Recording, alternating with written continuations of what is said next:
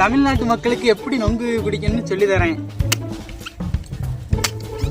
இப்படி ஒரு நொங்கு எடுத்துக்காங்க, இப்படி அருவாய் வச்சு இப்படி ஒரு போடு, இப்படி ஒரு போடு, இப்படி ஒரு போடு, இப்படி ஒரு போடு போட்டு நான் இந்த பெருவரில் இப்படி வச்சுக்கணும். இப்படி வச்சு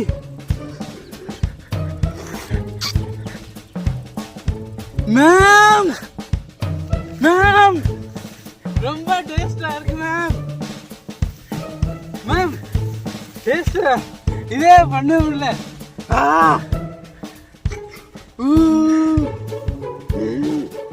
அங்க தேன் மாதிரி இருக்குங்க நொங்கு.